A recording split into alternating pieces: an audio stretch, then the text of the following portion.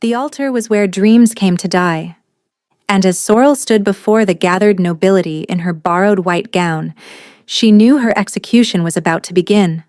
Not a physical death. Something worse. The groom beside her, Lord Corwin of House Brayworth, hadn't looked at her once during the entire ceremony. His jaw was clenched. His scent reeked of disgust he barely concealed. She'd known this marriage was a transaction, an alliance between desperate houses, but she'd hoped, foolishly perhaps, that duty might become something softer with time. Then the priest asked the question that would end everything. Do you, Lord Corwin, take this woman as your mate, your bond, your eternal— No. The word cracked through the cathedral like thunder. Corwin turned to face the crowd, his voice rising with righteous fury. I will not bind myself to a hollow. I will not condemn my bloodline to her curse. Gasps rippled through the pews. Sorrel felt the blood drain from her face. He knew. Somehow, he knew. She has no wolf, Corwin declared, pointing at her like she was something rotting. She is empty, cursed. Any alpha foolish enough to claim her will watch his own wolf wither and die. The whispers became a roar. Hollow. Mate killer. Cursed creature. Sorrel's stepmother, Margot, was already backing toward the door, pretending not to know her. Her stepsister Bryony watched with something between pity and satisfaction. This was it. The end of everything. Then a voice cut through the chaos. I'll take her. The crowd fell silent. Every head turned toward the back of the cathedral, where a figure rose from the shadows of the last pew. He was tall, or impossibly tall. Pale hair fell past his shoulders like winter frost, and his eyes were the gray of storm clouds before lightning strikes. Cold, ancient, absolutely merciless. The Alpha King of Valdrin, Cale Thorn, the most powerful shifter in the known world. He walked down the aisle as if he owned the cathedral, the kingdom, the very air they breathed. The crowd parted before him like water before a blade. He stopped directly in front of Sorrel. She's mine now, Corwin sputtered. Your Majesty, you don't understand what she is. I understand perfectly. Cale's voice was ice, which is why I want her.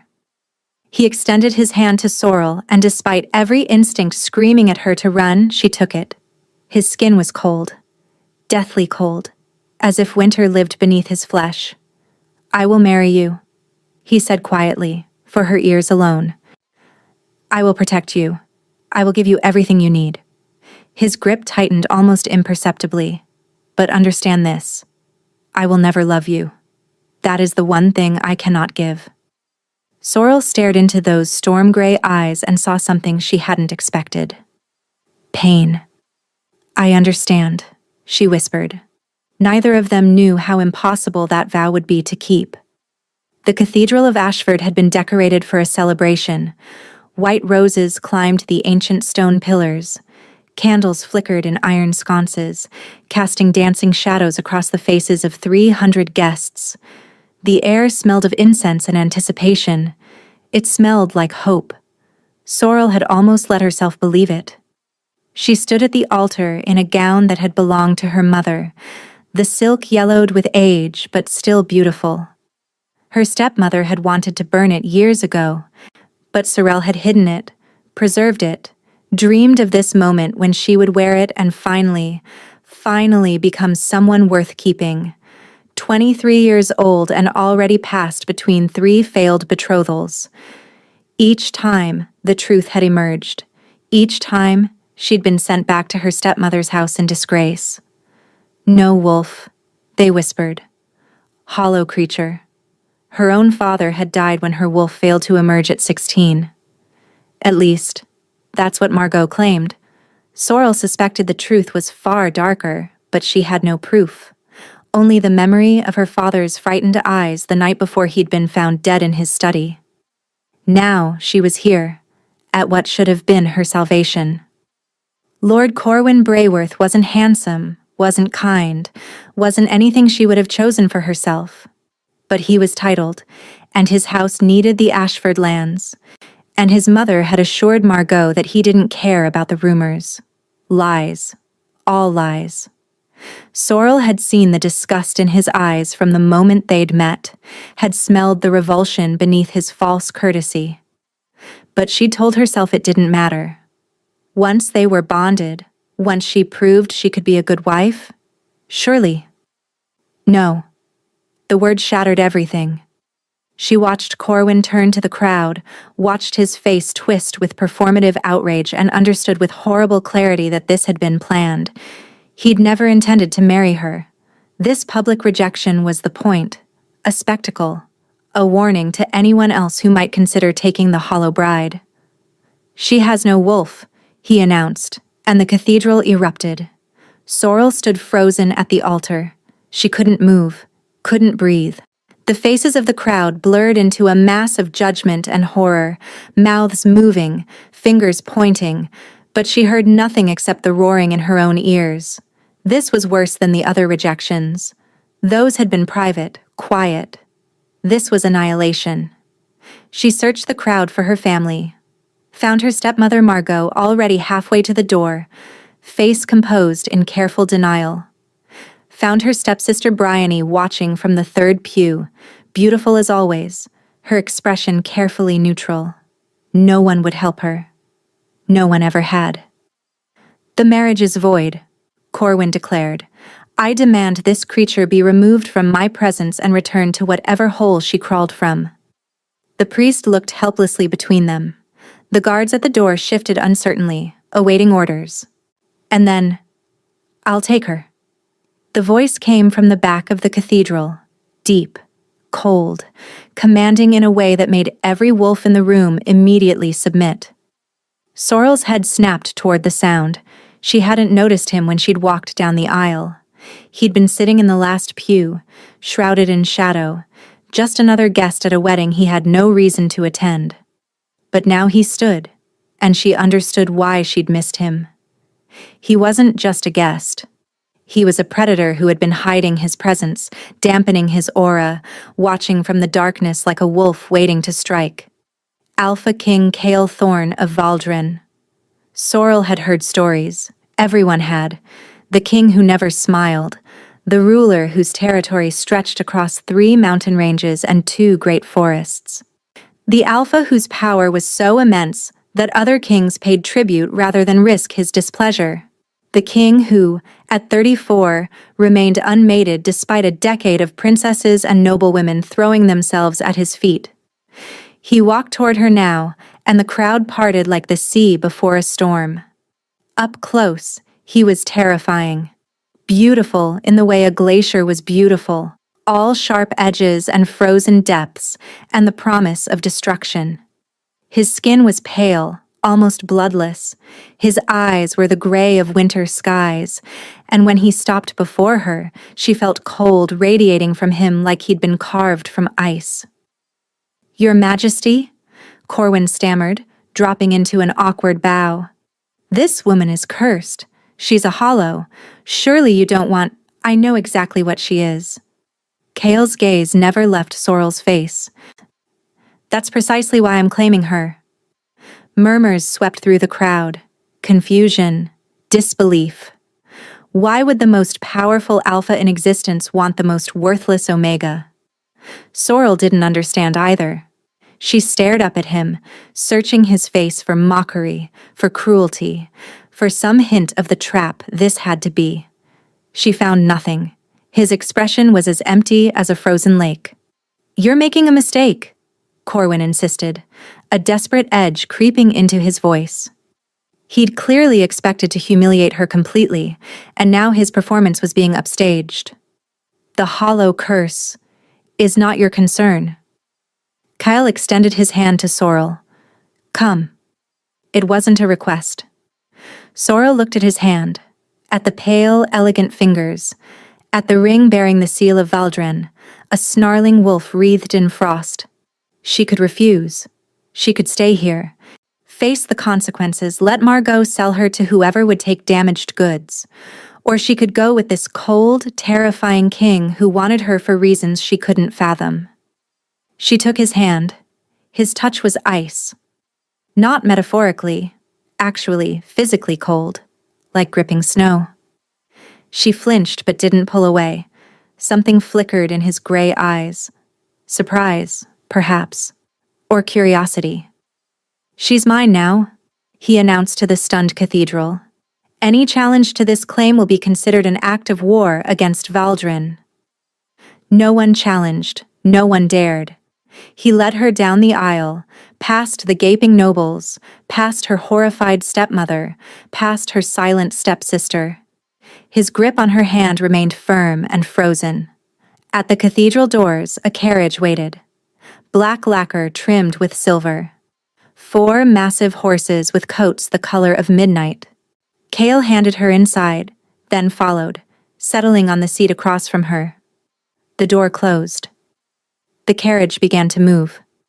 And Sorrel found herself alone with the Alpha King who had just claimed her life. "You're wondering why?" he said. It wasn't a question. Sorrel's heart hammered against her ribs. "Yes, Your Majesty. You'll learn in time." He leaned back against the velvet seat, and for just a moment she saw exhaustion flicker across his features. Deep exhaustion, the kind that lived in bones and never quite left. "For now, all you need to know is that our marriage will be contractual, formal. You will be queen, but in title only." "I don't understand." Those gray eyes met hers, and Sorrel saw something vast and old and desperately tired behind them. "You will," he said quietly. "And when you do, you'll wish you'd never taken my hand." The carriage rolled on through the fading daylight, carrying her toward a kingdom she'd never seen and a fate she couldn't imagine. Behind her, her old life crumbled to ash.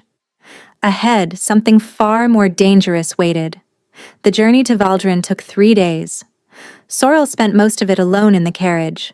Kyle rode alongside on a gray stallion that seemed as cold and remote as its master, appearing only at night to check on her briefly before disappearing to wherever kings went when they didn't want to be found.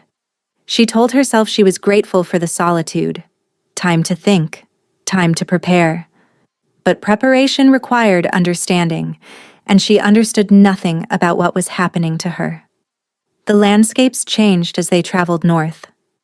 The gentle green hills of Ashford gave way to darker forests, then to mountains capped with snow even in midsummer. The air grew colder, the sky grew grayer. By the 3rd morning, frost clung to the carriage windows. "We'll arrive within the hour." Cale's voice came from outside. "You should prepare yourself." Sorrel peered through the frosted glass and felt her breath catch. The castle rose from the mountainside like something from a fever dream. Black stone towers clawed at the heavy sky. Walls thick as fortresses surrounded courtyards that had never known summer. Banners bearing the Valdrin wolf snapped in a wind that cut like knives. It was beautiful, terrible, completely alien to anything she'd known. The carriage passed through the outer gates, then the inner ones, finally stopping in a courtyard of dark cobblestones. Servants appeared instantly, forming neat lines on either side of the carriage door. Cale dismounted and opened the door himself, offering his hand. Sorrel took it. Still cold, still impossibly cold. "Welcome to Valdrin," he said. His tone suggested the words meant nothing to him, just another formality to endure. She followed him into the castle, her thin cloak doing nothing against the chill that seemed to emanate from the very walls. The servants bowed as they passed. Their eyes flickered with curiosity but no cruelty. She'd expected sneers. She'd expected whispers of hollow following her through the halls. Instead, she got quiet efficiency and careful neutrality. They stopped before a heavy wooden door carved with wolves running through a frozen forest. "These are your chambers," Cale said. "The servants will attend to whatever you need. A seamstress will arrive tomorrow to fit you for appropriate clothing." His gaze dropped briefly to her mother's gown, now wrinkled and travel-worn. "Burn that when you're done with it. It carries the scent of your old house." "No." The word came out before she could stop it. Kale's eyes narrowed slightly. No. Fear clawed at her throat, but she forced herself to continue. This gown belonged to my mother. It's all I have left of her. I won't destroy it. For a long moment, he simply looked at her. Then, so slight she almost missed it, the corner of his mouth twitched. Not a smile. Nothing so warm. But something. Very well, he said. Keep your ghosts if they comfort you. He turned to leave and panic seized her. Wait! She grabbed his sleeve, then immediately released it, horrified at her own boldness. Please, I need to understand. Why did you choose me? What do you want from me? Kyle paused but didn't turn around. I require an heir, he said flatly. Eventually. But beyond that, I require nothing from you except discretion. Discretion about what? Now he did turn, and the look in his eyes made her step back. I told you in the carriage that you would understand in time. He moved closer, and the cold that surrounded him intensified until she could see her breath misting between them. But since you insist, here are my terms. He spoke as if reciting a contract, which she supposed he was. You will be my queen in name and title. You will have access to the treasury, the servants, the libraries, anything you desire. You will attend formal events at my side when diplomacy requires it. Perhaps 3 or 4 times a year. And beyond that? Beyond that, we will not share a life. His voice didn't waver. We will not share meals. We will not share conversation. When the time comes to produce an heir, we will manage it efficiently. But I will not pretend affection I cannot feel. I will not offer companionship I am not capable of giving. Sorrel absorbed this, trying to understand. You're saying you won't love me. I'm saying I can't. Something shifted in his expression, pain, quickly suppressed. Love requires a capacity I no longer possess. You'll understand when you know me better. Or rather, you'll understand when you realize that knowing me is impossible. Why choose a wife at all then? Because I need an heir. And because you... He stopped, seeming to catch himself before revealing too much. Because a hollow mate cannot be harmed by what I am. And you have nothing inside you for me to destroy. The words should have stung. Instead, they landed strangely, like pieces of a puzzle she couldn't yet see. What are you? She whispered. Kyle's jaw tightened. Ask that question again in a month. If you still want to know, I'll tell you. He walked away, his footsteps echoing on the cold stone. Your Majesty, she called after him. He stopped, but didn't turn. Thank you, Sorrel said, for taking me away from there. Whatever your reasons, whatever this arrangement truly is, it's better than what I was facing. So thank you. The silence stretched so long she thought he wouldn't respond. Don't thank me yet, he said finally. You haven't seen what you've married into. Then he was gone, disappearing into the shadowed corridor like frost dissolving in morning light. Sorrel stood alone before her new chambers, the cold seeping through her gown and into her bones. He couldn't love her. Fine. She hadn't expected love. He would barely see her. Fine. She was used to being invisible, but there was something he wasn't telling her.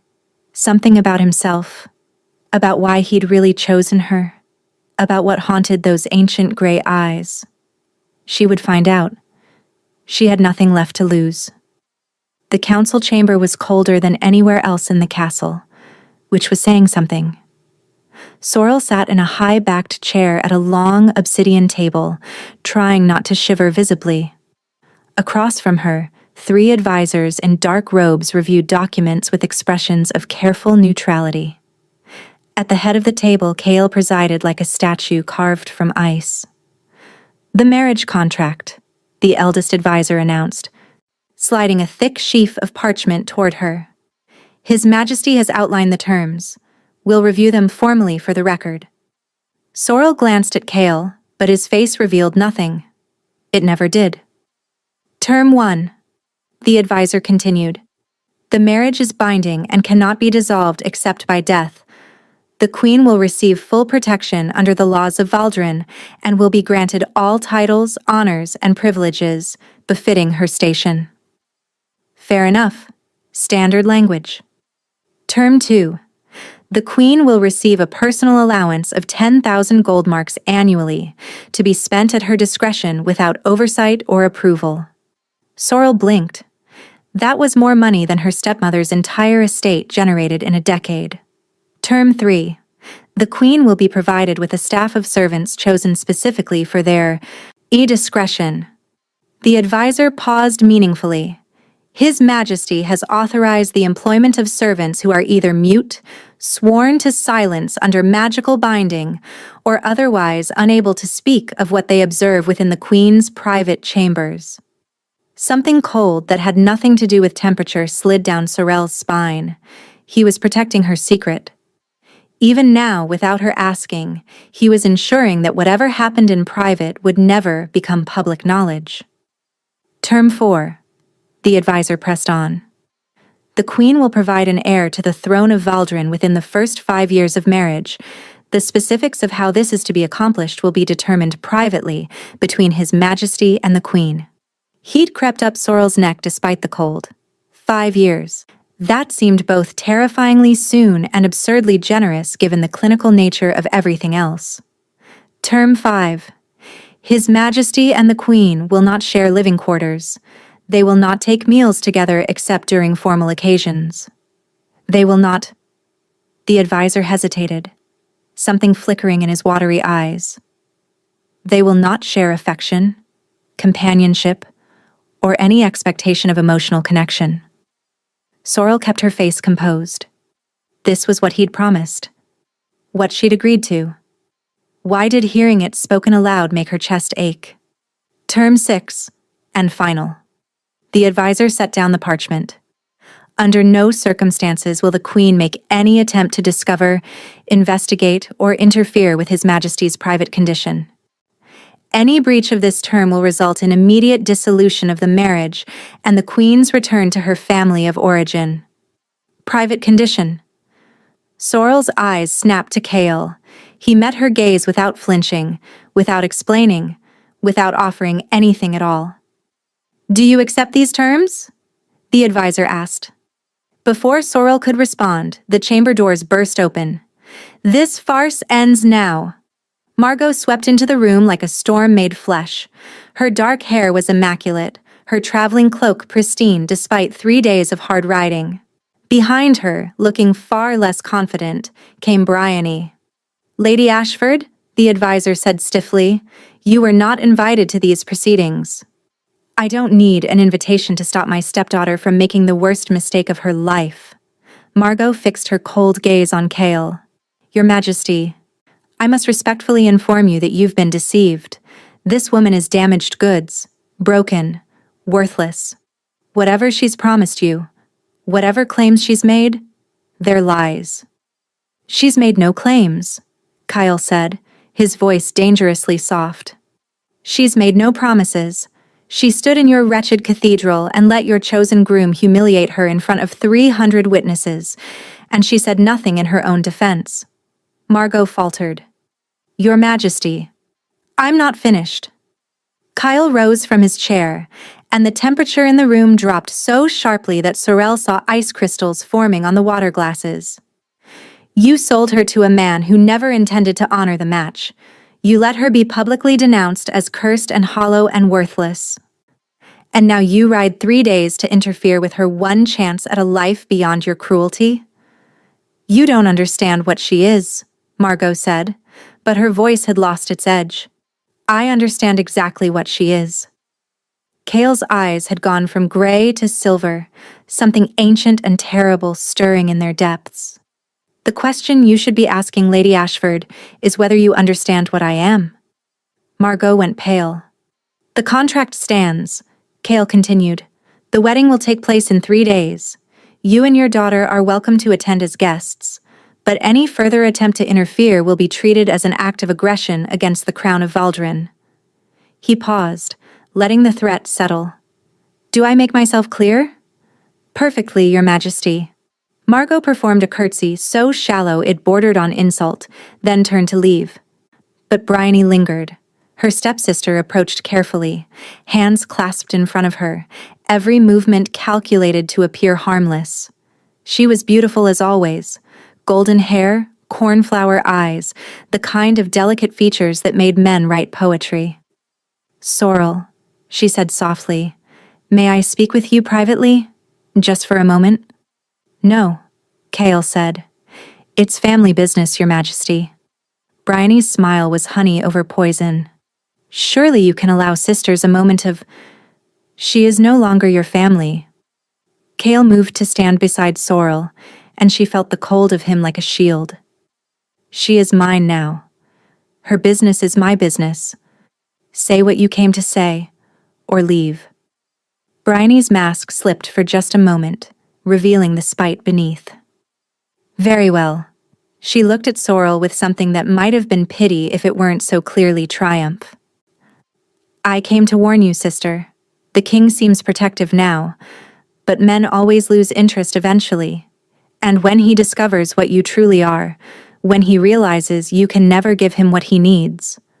She smiled sweetly. "Well, you know what happens to wives who can't produce heirs." "Enough," Kale said. "I'm only telling her the truth."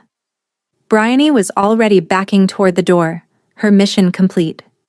The mate bond requires two wolves. She has none. No matter how many times you take her to your bed, Your Majesty, you'll never truly be bonded. She'll never be your real queen. And everyone will know it. She swept out after her mother, leaving poison in her wake. Sorrel sat very still. The advisors had gone quiet, carefully studying their documents. "She's wrong," Kyle said after a moment. Sorrel looked up at him. "Is she?" "The mate bond isn't relevant to our arrangement." His voice was clipped, factual. "I told you from the beginning, this marriage is contractual. I don't need a bond. I need an heir and a queen who can stand beside me at formal occasions. Your wolf, or lack thereof, changes nothing. But the heir will be conceived the traditional way." Something almost like discomfort crossed his features. "The bond would make it more efficient. But it isn't required. We'll manage." "We'll manage." Such cold comfort for such an intimate subject. Sorrel should have felt relieved. Instead, she felt hollow. Ironic, given the slur that had defined her entire life. "Sign the contract," Kyle said quietly. "Unless you've changed your mind?" Sorrel picked up the quill. Her hand trembled only slightly as she added her name to the parchment. But when she finished, Kale took the quill from her and signed beneath. "It's done," the advisor announced. "You are legally betrothed. The wedding will proceed as scheduled." Kale nodded once, then turned to leave. "Your Majesty," Sorrel called after him. He paused. "My stepsister mentioned your private condition." She watched his shoulders tense. "I signed the contract. I won't interfere. But I want you to know. Whatever it is, whatever you're hiding." She swallowed hard. "I'm hiding something too. We're both broken in our own ways. So maybe that means we understand each other better than most married couples would." Kale stood motionless for a long moment. "You're not what I expected," he said finally. "I'm not sure yet if that's good or bad." He walked out without looking back. Sorrel sat alone in the cold chamber, the signed contract before her, her future sealed. 3 days until the wedding. 3 days until she belonged to a king who couldn't love her, who wouldn't touch her except to produce heirs, who was hiding something so terrible it had been written into their marriage contract. But at least he'd defended her. At least he'd stood between her and her family's cruelty. At least he'd looked at Margot with those terrible silver eyes and made her stepmother afraid for the first time in Sorrel's memory. Cold over cruelty, she thought. I'll take cold over cruelty every time. Outside the chamber windows, snow began to fall, and somewhere in the castle's shadowed depths, something ancient stirred, sensing change on the frozen wind. The Cathedral of Valdrin was nothing like the one in Ashford. Where Ashford's cathedral had been warm stone and soft candlelight, this one was carved from black granite veined with silver. The windows were not stained glass but clear crystal, letting in the gray northern light without softening it. The pews were filled with wolves in dark formal attire, their faces pale and watchful. And it was cold. So cold that Sorel's breath misted before her despite the dozens of braziers burning along the walls. She stood at the entrance in a gown of midnight blue, Kale's colors, the fabric heavy with silver embroidery that caught the light like frost. The seamstress had worked through 2 nights to complete it, and even Sorel had to admit it was beautiful. Beautiful and utterly foreign to anything she'd worn before. The walk down the aisle felt endless. Every face she passed was a stranger's. Every eye that tracked her held questions she couldn't answer. Why her? What does the king see in a hollow? Is this some elaborate humiliation we haven't yet understood? At the altar, Kale waited. He wore black, as always, but today his formal attire bore the ancient symbols of the Valdrin royal line, wolves and frost and something older, something that made the marks on his collar seem less like decoration and more like warnings. His face was the same frozen mask she'd grown accustomed to over the past 3 days. But when she reached him and placed her hand in his, she felt his fingers tighten around hers with something that might have been urgency. "Whatever happens," he murmured, too low for anyone else to hear, "do not be afraid." Before she could ask what he meant, the priest began. The ceremony was different from the one she'd almost completed in Ashford. That one had been brief, perfunctory, focused on the legal binding of 2 houses. This one was ancient. The priest spoke in the old tongue, words Sorel only half understood. He called upon the ancestors. He called upon the wolf spirits. He called upon something else. Something that made the braziers flicker and the shadows deepen. Then came the moment she'd been dreading. "The bonding rite," the priest intoned. "Let the wolves of king and queen recognize each other. Let their spirits meet and merge. Let the bond be forged in the presence of all witnesses." This was it. The moment her secret would be exposed. The bonding rite required both wolves to emerge partially, eyes changing, claws extending, the physical markers of the beast within. It was meant to prove that both parties were true shifters, capable of producing shifter offspring. Sorel had no wolf to show. She felt the panic rising, felt her heart hammering against her ribs. The crowd was watching. The priest was waiting. Kale stepped forward, placing himself between her and the congregation. "The bonding rite will be modified," he announced, his voice carrying through the cathedral with absolute authority. "My queen's wolf is shy, unused to public displays. We will complete this portion of the ceremony privately." Murmurs rippled through the pews. "Your Majesty," the priest said carefully, "the rite has never been." "It has now." Kyle's eyes flashed silver, and every wolf in the cathedral flinched. "Unless you'd like to challenge your king on his wedding day." The priest bowed his head. "Of course not, Your Majesty. We shall proceed." Sorel stood frozen, her hand still clasped in Kale's frozen grip. He'd protected her. Again. Without asking for explanation, without demanding the truth, he'd simply stepped in and rewrote centuries of tradition to keep her secret safe. Why? The ceremony continued. Vows were exchanged, formal words about duty and honor and the continuation of bloodlines. Nothing about love, nothing about affection. Exactly what they'd agreed to. When the priest pronounced them wed, the cathedral erupted in polite applause. "You may claim your queen," the priest said. Sorel braced herself.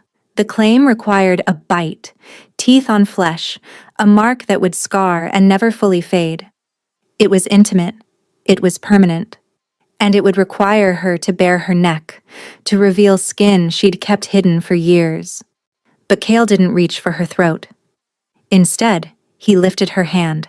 the same hand he'd been holding throughout the ceremony, and raised it to his lips. Then, with impossible gentleness, he bit the inside of her wrist. The pain was sharp but brief. She felt his teeth break skin, felt something cold rush into her veins like winter flooding a river, and then it was done. He lifted his head, and she saw her blood on his lips, saw the way his eyes had gone completely silver, inhuman, and ancient.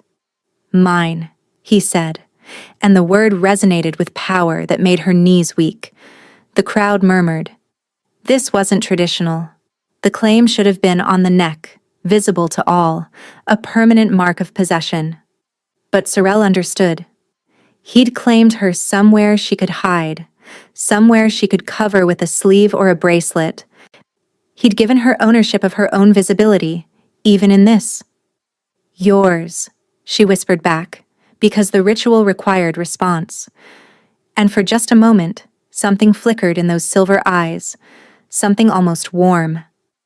Then it was gone, and he was releasing her hand, turning to face the crowd with his frozen mask firmly back in place. "The wedding feast awaits," he announced. "My queen and I will join you shortly." The congregation began to file out, still whispering, still confused by the unorthodox ceremony they'd witnessed. Sorel stood beside her new husband, her wrist throbbing gently where his teeth had marked her. "Why?" she asked quietly. Cale didn't look at her. "Why what?" "The right, the claim. You protected me. You didn't have to. You're my queen now." His voice was flat, factual. "Your humiliation would be my humiliation. It's strategic, nothing more." She didn't believe him. Couldn't believe him. Not after seeing that flicker of something in his eyes. "What did you mean before?" she pressed. "When you said not to be afraid?" Cale finally turned to face her, and she saw exhaustion carved into his features. The kind of bone-deep weariness she'd glimpsed in the carriage, now impossible to hide. "The bonding rite," he said slowly. "If we had completed it traditionally, you would have seen what I truly am. What I'm becoming. What are you becoming?" He reached up and touched her face. His fingers were so cold they almost burned. "Something that cannot last," he said quietly. "Something that should not exist." Then he pulled away and walked toward the door. "Come, the feast awaits, and I've expended more energy today than I should have. I need to rest."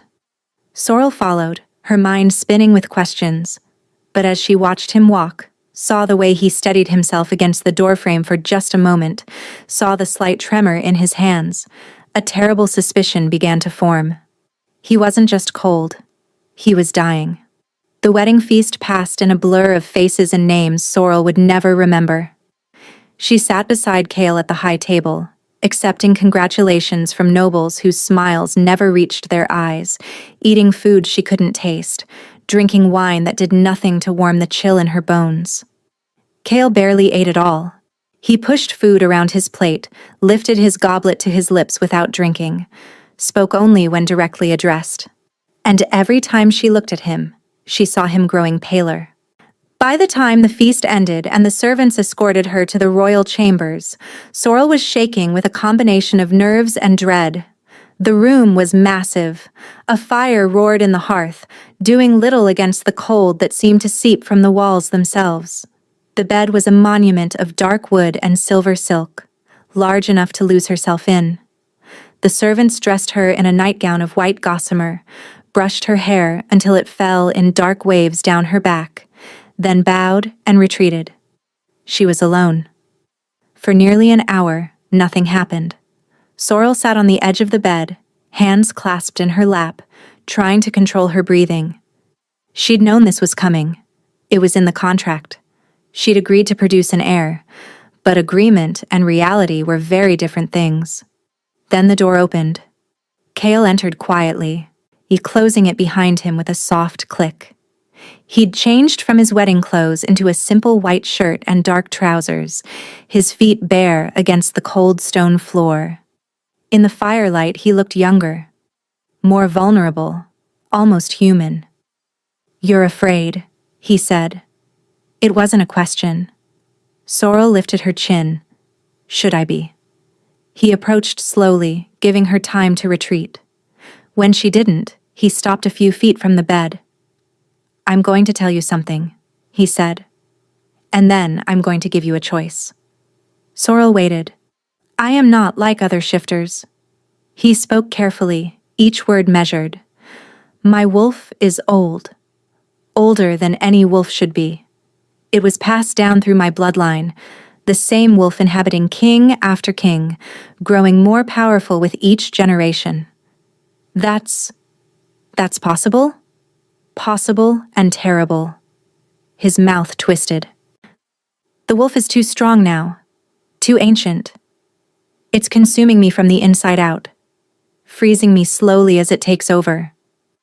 He held up his hands, and she saw that his fingertips were faintly blue. "I am becoming ice, Sorrel, becoming my wolf entirely. In a few years, perhaps less, there will be nothing human left of me." Sorrel's heart clenched. "Is there no cure?" "None that anyone has found." He lowered his hands. "I chose you because I thought a hollow mate would be safe. Your emptiness, your lack of wolf, I believed it meant I couldn't hurt you, that the cold inside me couldn't spread to someone with nothing inside them to freeze. And now? Now I'm not certain of anything." He moved closer, and she saw the conflict in his eyes. "I want you.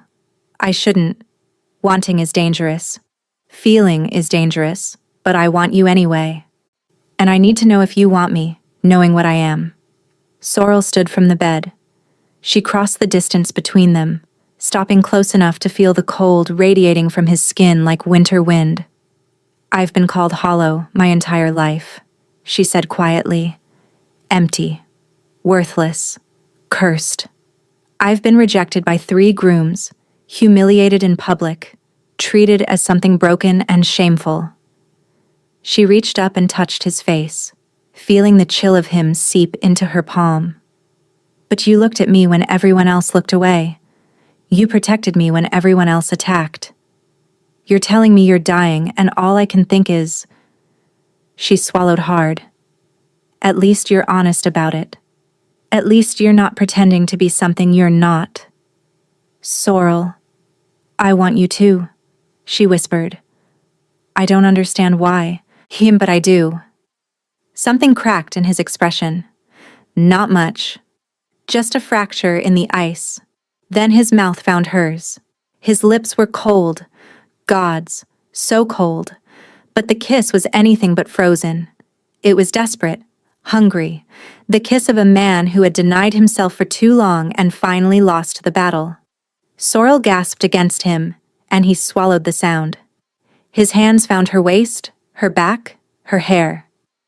Everywhere he touched, cold bloomed against her skin, but beneath the cold, she felt heat. Not physical warmth. Something deeper. The fire of wanting, of need, of connection. He lifted her easily, carrying her to the bed, laying her down with more care than she'd expected from someone so desperate. "Tell me if I hurt you," he said against her throat. "The cold. I can't always control it." "I'm not afraid of cold." She wasn't. She'd been cold her whole life, frozen out of her family, frozen out of society, frozen out of any chance at belonging. His ice was just another kind of cold, and she'd survived worse. His fingers found the straps of her nightgown, sliding them down her shoulders with trembling hands.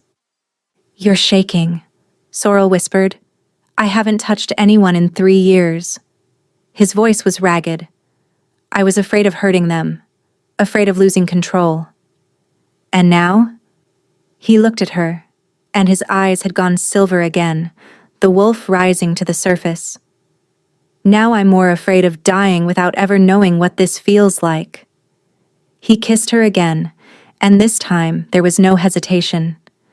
The cold of him seeped into her skin everywhere they touched, chest to chest, hip to hip, thigh to thigh. But instead of freezing her, it seemed to wake something. Something deep inside her that she'd never felt before. A warmth, a presence, a stirring in the emptiness that had defined her entire existence. When they came together, Sorrel cried out, not from pain, though there was that too, but from the sensation of fullness where there had always been void. And Cale made a sound she'd never expected from him, a groan of pure relief, as if her warmth was thawing something that had been frozen for years.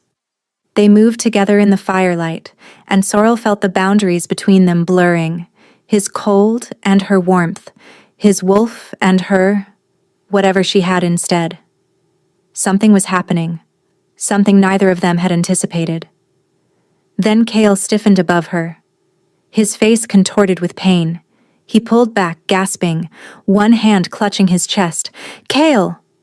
Sorrel sat up, reaching for him. "What's wrong?" I felt... He was panting, sweat beading on his forehead despite the cold. "I felt something. In you. Not emptiness. Something else." "What? What do you mean?" But he was already pulling away, stumbling from the bed, his eyes wild with something between fear and wonder. "That's not possible," he whispered. "You're hollow. There shouldn't be anything." He doubled over, clutching his chest again, and this time Sorrel saw frost spreading across his skin.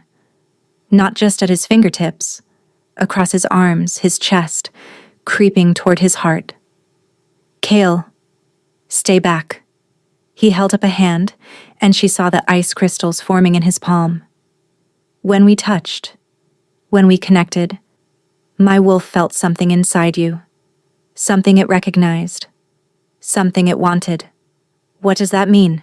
He looked at her with eyes that had gone from silver to white, pure white like fresh snow.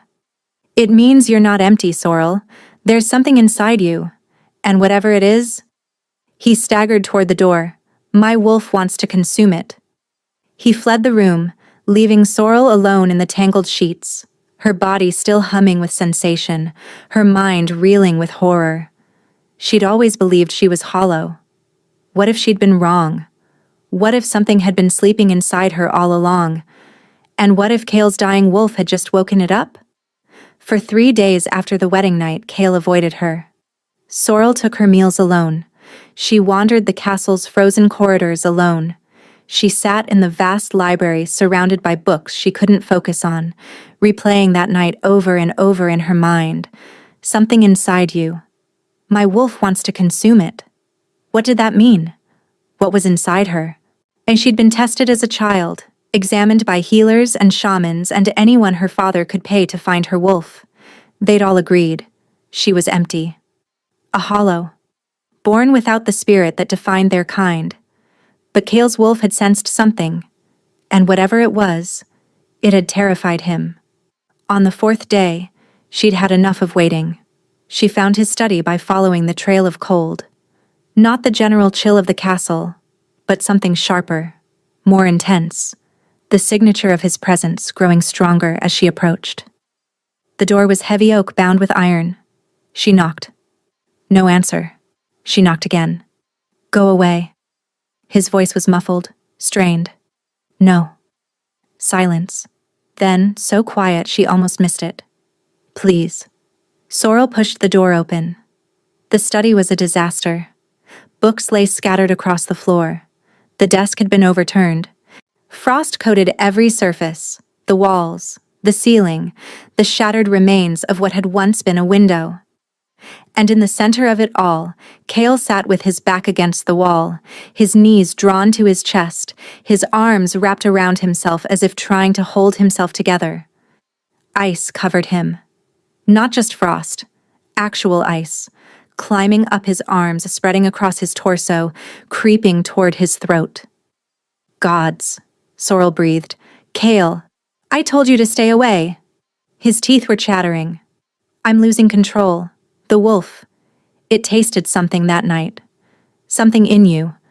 And now it won't stop reaching for it." She should have run. Any sane person would have. Instead, she walked toward him. "Sorrel, don't..." She knelt before him and took his frozen hands in hers, The cold hit her like a physical blow. It raced up her arms, into her chest, toward her heart. She gasped, nearly pulling away. And then something answered. Deep inside her, in the hollow space where her wolf should have been, something stirred. Not a wolf. Something older. Something that recognized the ancient creature trying to consume Kale from within. Heat bloomed from her core. Not normal warmth. Something fiercer, brighter. A flame that had been waiting for fuel. The ice on Kale's hands began to melt. What? He stared at their joined hands, at the steam rising from where cold met heat. What are you doing? I don't know. Sorrel's voice shook. I don't understand what's happening. But she didn't let go. The heat spread through her, pushing back against his cold, creating a bubble of warmth around them both.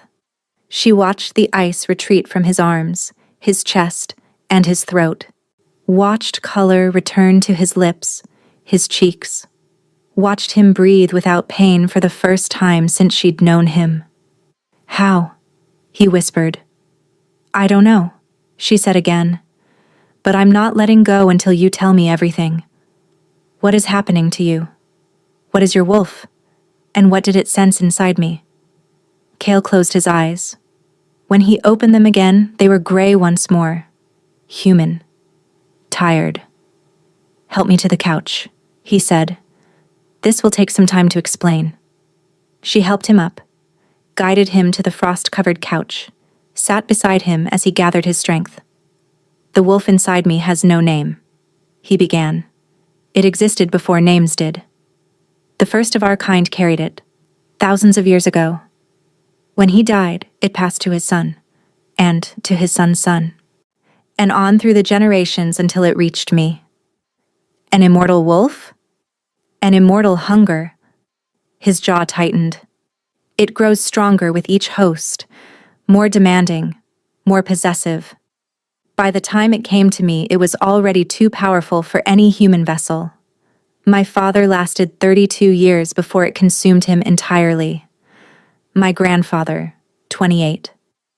I've made it to 34, but only because I stopped feeling anything. Emotion feeds it. Love, hate, joy, grief. Any strong feeling gives it more power. That's why you said you couldn't love me? That's why I can't afford to feel anything for anyone.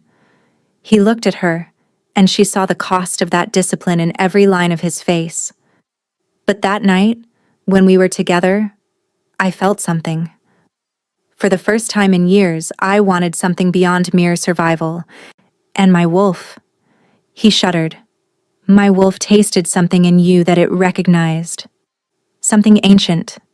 Something that might be the only thing in existence older than it is. Sorrel's mouth went dry.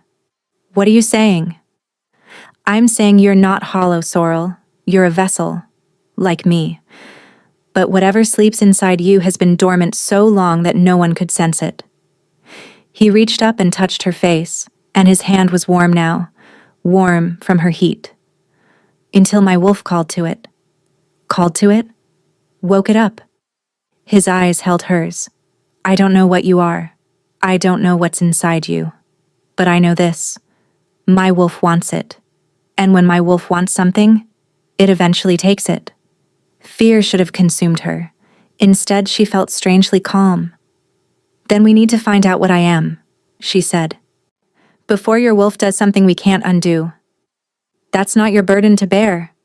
We're married, Kale. She took his hands again, felt the warmth flowing between them. Your burdens are my burdens now. That's what the contract said. Something shifted in his expression. Not warmth, exactly, but the absence of cold. The first crack in the wall he'd built around himself. You're unlike anyone I've ever known, he said quietly. Is that good or bad? I don't know yet. But for the first time, she heard something in his voice that sounded almost like hope. That night, he came to her chambers. Not for consummation. They were both too shaken for that.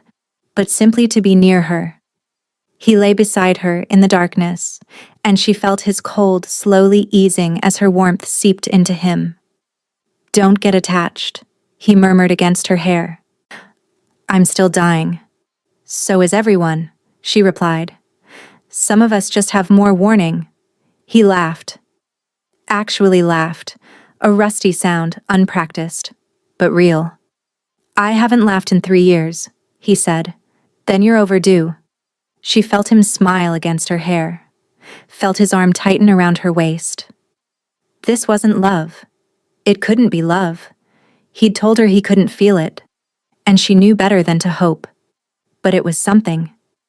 And as sleep claimed her, Sorrel realized she was no longer afraid of the thing sleeping inside her. She was afraid of what would happen when it fully woke, because whatever it was, it had been waiting for Kale's wolf. And now that they'd found each other, something was about to change forever. 2 months had passed since their wedding night. 2 months of Kale coming to her chambers every evening. 2 months of his cold slowly thawing against her warmth. 2 months of conversations that stretched into the early hours about his kingdom, his fears, his desperate hope that she might somehow save him. 2 months of falling in love with a man who swore he couldn't love her back. Sorrel stood at the window of her chambers, watching snow fall over Valdrin, her hand pressed against her stomach. She was pregnant. The healer had confirmed it that morning, her weathered face breaking into a rare smile. An heir for Valdrin, she'd announced. The king will be pleased. The king would be pleased, because that was what this was about. The contract, the heir, the continuation of his bloodline before the ancient wolf consumed him entirely. She should tell him. She knew she should. But every time she imagined the words, she felt sick with fear. He had what he needed now. An heir growing in her belly, the contract fulfilled. Why would he keep coming to her chambers? Why would he keep holding her through the night, letting her warmth push back his cold? The door opened. Kale entered as he always did, quietly, almost hesitantly, as if still surprised she allowed him in. He looked better than he had 2 months ago. The blue had faded from his fingertips. The ice no longer crept across his skin without warning. Whatever lived inside her, it was keeping his wolf at bay. But she knew it was temporary. She'd seen him studying ancient texts in his study, searching desperately for a permanent solution. She'd heard him talking to his advisors about succession plans, about what would happen when he was gone. He was still dying, just slower now. You're crying, he said, crossing to her. Sorrel touched her cheek. She hadn't realized. Tell me, he said, taking her hands in his. Warm hands now. Hands that had learned to borrow her heat. Whatever it is, tell me. She should have told him about the baby. That was the logical thing, the practical thing. Instead, what came out was, I love you. Kale went very still. I know I shouldn't, Sorrel continued, the words tumbling out before she could stop them. I know you said you couldn't feel it, couldn't return it. But I need you to know, before... Her voice broke. I need you to know that these 2 months have been the happiest of my life. Whatever happens next, whatever you decide now that I've... What do you mean, now that you've... His eyes dropped to where her hand still pressed against her stomach. Understanding dawned. You're pregnant. Yes. And you think I'll leave now? His voice was strange. Rough. You think I only came to you for the heir, and now that you're carrying my child, I'll abandon you. Won't you? The words were barely a whisper. You have what you needed. The contract is fulfilled. The contract? He laughed, but there was no humor in it. Sorrel, I stopped caring about the contract the first night you took my frozen hands and didn't flinch. I stopped caring about heirs and succession the first time you made me laugh. He cupped her face, forcing her to meet his eyes. I love you. The world stopped. What? I love you. He said it again, wonder in his voice, as if hearing the words for the first time himself. I didn't think I could. I thought the wolf had frozen that part of me forever. But you... He pressed his forehead to hers. You thawed me. You found something I thought was dead and you brought it back to life. Joy exploded in her chest. She laughed, she cried. She threw her arms around him and held on as if he might disappear. I love you, she said against his shoulder. I love you. I love you. Kyle made a sound, not a sound of joy, a sound of agony. He wrenched away from her, doubling over, his hands clawing at his chest. Ice erupted across his skin, not the slow creep she'd seen before, but an explosion of frost that covered him in seconds. Kale! His eyes snapped open, and they were white, pure white. The wolf staring out from behind his human face. Run, he gasped. Sorrel, run. But she couldn't move. She watched in horror as ice spread across the floor from where he stood, climbing the walls, coating the windows. The temperature plummeted until her breath came in frozen clouds. What's happening? She screamed. The wolf. He fell to his knees, his body convulsing. It felt the love. It's been starving for emotion, and I fed it everything at once. His back arched. She heard bones cracking, reshaping. Saw his hands elongating into claws, his face stretching into something inhuman. He was shifting. Not into a normal wolf, into something ancient and terrible, the primordial beast that had been waiting for centuries to break free. I can't stop it, he howled, his voice already more animal than man. Sorrel, please. Please run before I... He threw his head back and screamed. The sound shattered every window in the chamber. It echoed through the castle, through the mountains, through the very bones of the earth. A scream of rage and hunger and endless cold. Then he collapsed. The ice stopped spreading, the temperature stabilized, and Kyle lay motionless on the frozen floor, frost covering his entire body, his chest no longer moving. Sorrel ran to him, falling to her knees beside him, pressing her hands against his frozen chest. Nothing. No heartbeat. No breath. No, she whispered. No, no, no. She poured her warmth into him as she had before, but this time, nothing happened. The ice didn't melt. His eyes didn't open. Help! She screamed. Someone help me! Guards burst through the door. Servants followed. Everyone stopped in shock at the sight of their king, frozen solid, and their queen kneeling over him, sobbing. Get the healers! Someone shouted. Get everyone! The king is dying. But Sorrel knew healers couldn't fix this. Only she could.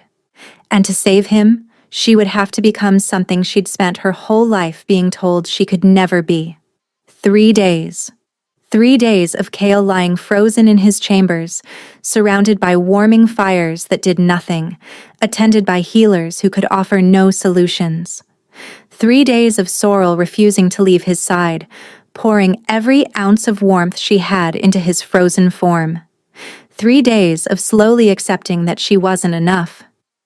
There's nothing more we can do, the chief healer said on the 3rd morning. The ancient wolf has fully emerged. It's protecting itself with ice while it consumes what remains of His Majesty's humanity. Within a week, perhaps less, the king we knew will be gone entirely. No, Sorrel's voice was hoarse from crying. There has to be something. The thing inside me. His wolf recognized it. Maybe I can...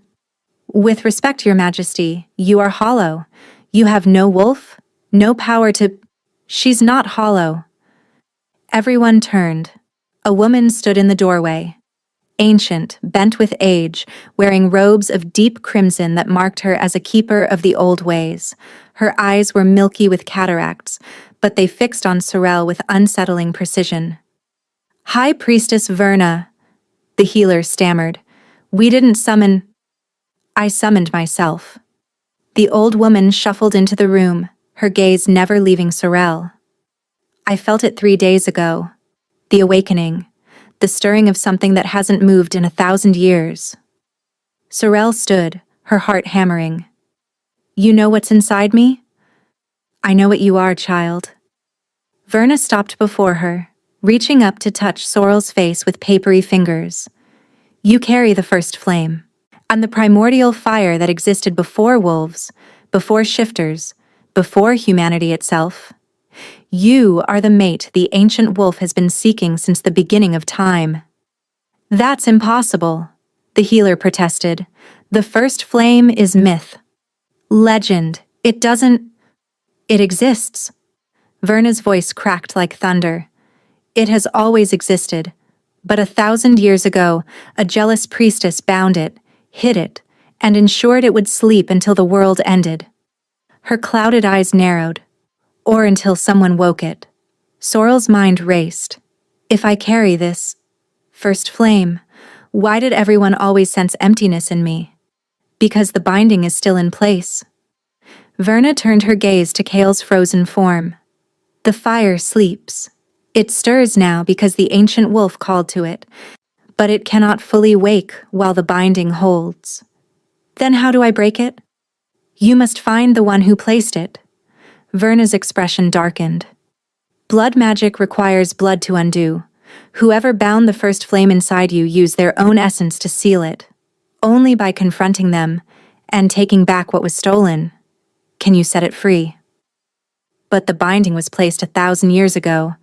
That person would be. The binding on the first flame is ancient, yes. But bindings must be renewed each generation, passed from keeper to keeper.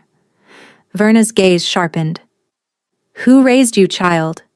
Who had access to you from birth? The answer hit Sorrel like a physical blow.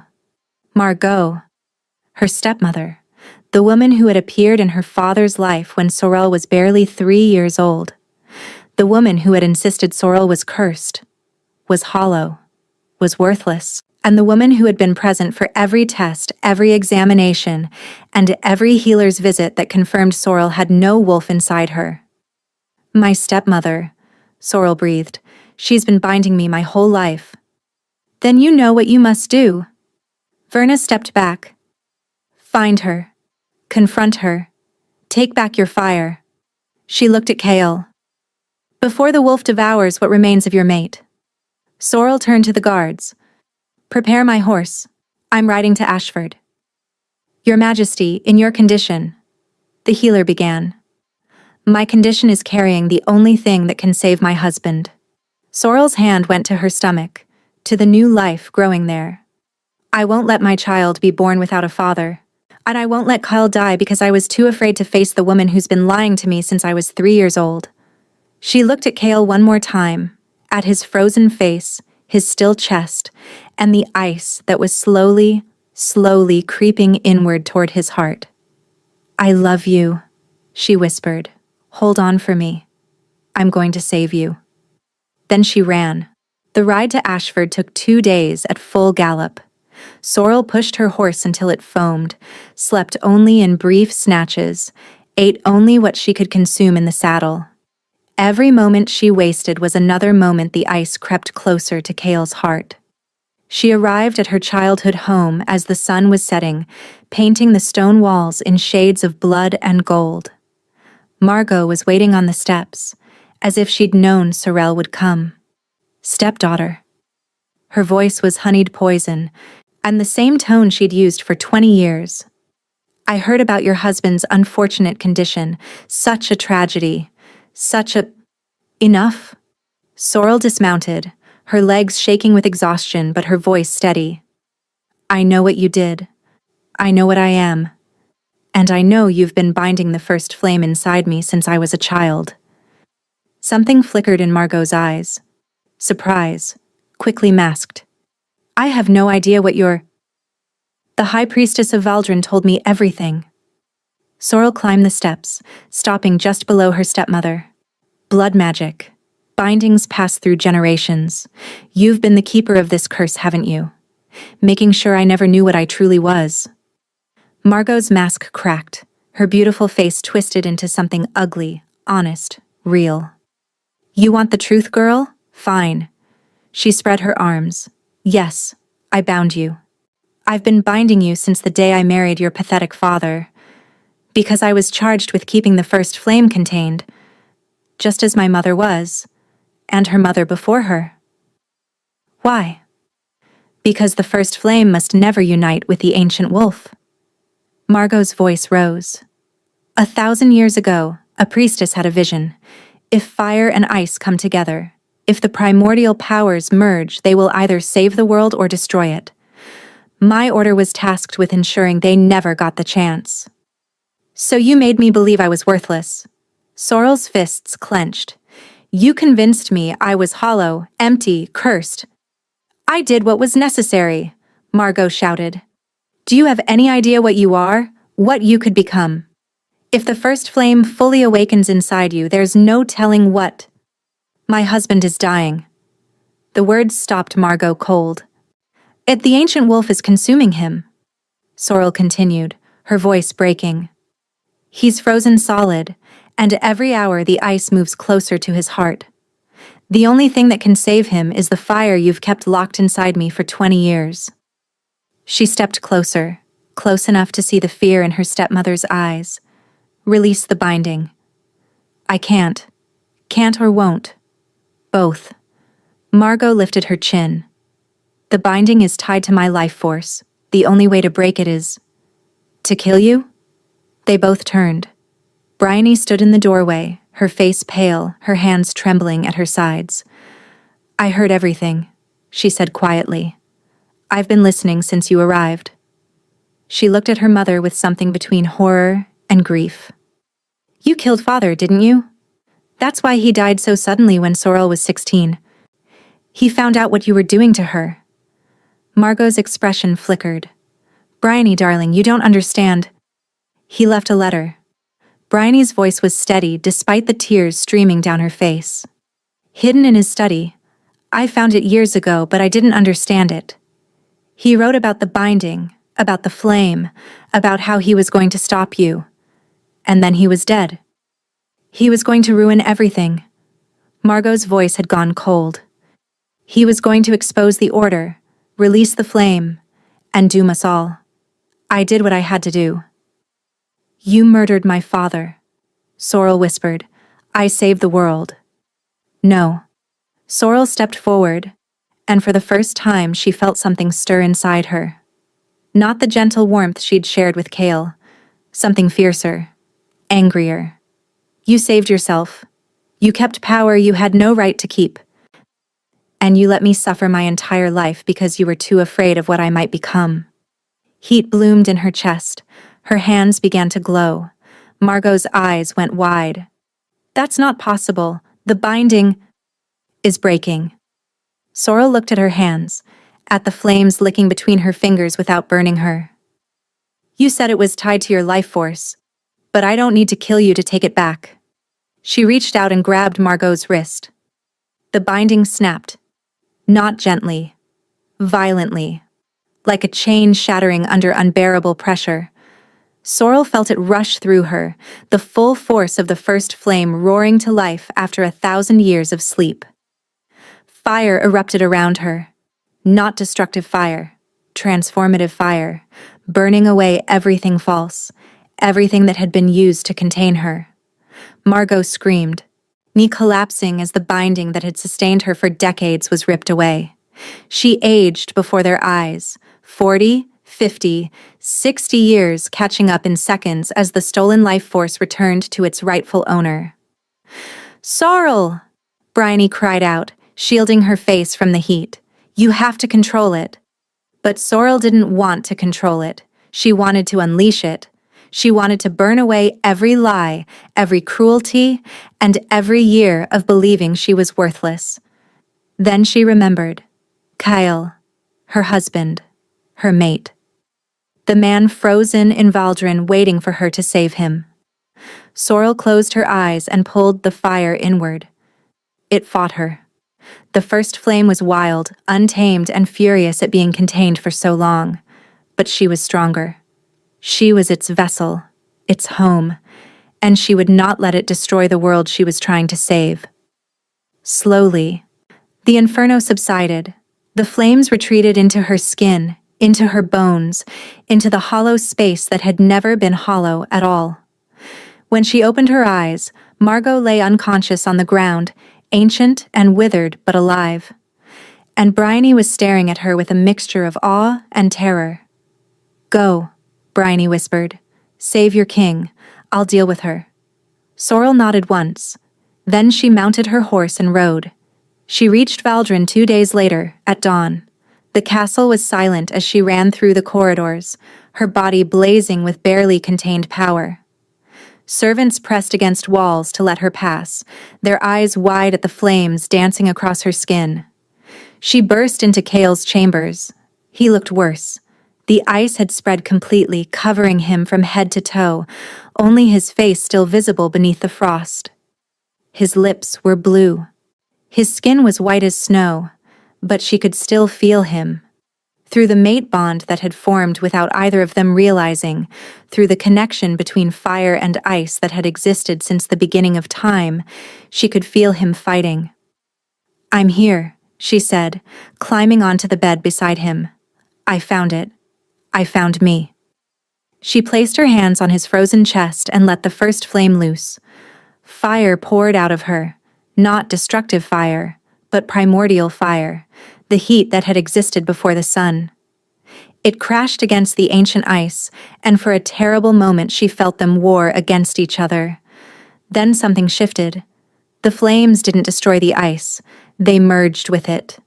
She felt the ancient wolf recognize its counterpart, the fire it had been seeking, the flame it had been calling to across centuries. And instead of consuming, and instead of devouring, it submitted. The ice began to melt, not into water, into light. Pure, brilliant light that filled the chamber and spilled out the windows, visible for miles in every direction. Cale gasped. His eyes flew open, gray eyes, human eyes, warm eyes, and he looked at her with wonder. "Sorrel? I'm here." She was laughing and crying at once. "I'm here. I've got you. And you're safe." He sat up slowly, looking at his hands.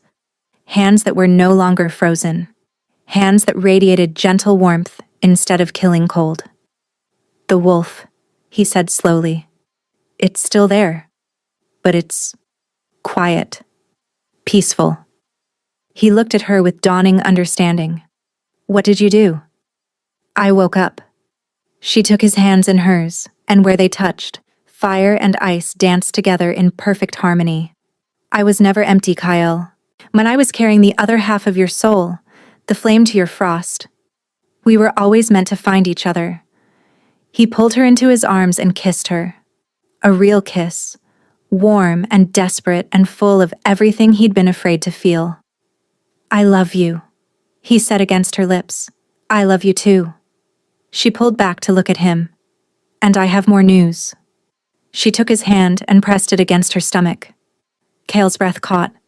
"The baby. Is it still growing? Still safe?" She smiled through her tears.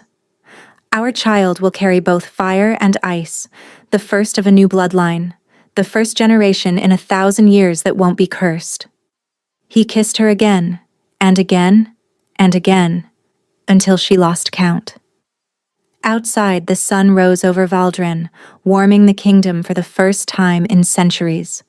6 months later. And the throne room was filled with more warmth than it had seen in generations. Sorrel sat beside Cale, her hand resting on her swollen belly, watching as petitioners came and went. The court that had once been cold and silent now buzzed with life, with laughter, with hope. So much had changed. Margot had been tried for murder and conspiracy. She now spent her final years in a tower cell, stripped of power, stripped of dignity, left with nothing but the weight of her crimes. Bryony had been granted clemency for her help in exposing the truth. She now served as an ambassador between Valdrin and Ashford, working to heal the wounds their family's secrets had caused. The order that had kept the first flame bound for generations had been dissolved. In its place, Sorrel had established an academy, a place where those born with unusual gifts could learn to control them instead of being taught to fear them. And Cale? Cale smiled now, laughed. reached for her hand in public, kissed her cheek before court sessions, spoke of their future as if he actually believed he would live to see it. Because he would. The ancient wolf and the first flame had found their balance. Neither would consume their host. Neither would demand sacrifice. They existed in harmony, fire and ice, together as they were always meant to be. "You're thinking too loud," Kyle murmured, leaning close. "I can practically hear it." "I'm thinking about how happy I am." Sorrel turned to look at him. "Is that allowed?" "Encouraged, actually." He pressed a kiss to her temple. "My queen should always be happy." "Your queen is deliriously happy." She took his hand and pressed it against her belly, where their daughter kicked enthusiastically. "Your daughter, however, is restless. She takes after her mother. She takes after both of us." Sorrel smiled. Fire and ice, stubborn and determined. Doomed to rule the world. Destined to change it. They sat in comfortable silence as the court bustled around them. A year ago, Sorrel had stood at an altar in Ashford, prepared to bind herself to a man who despised her, believing she was worthless, empty, cursed. Now she sat on a throne beside a man who loved her beyond reason, carrying a child who would grow up knowing she was extraordinary, surrounded by a kingdom that had learned to hope again. She had been told her whole life that she was hollow. She had been wrong, she had been waiting, and the wait had been worth it. Thank you for listening to this story. If you enjoyed it, please like, subscribe, and share. Your comments mean more than you know. Until next time.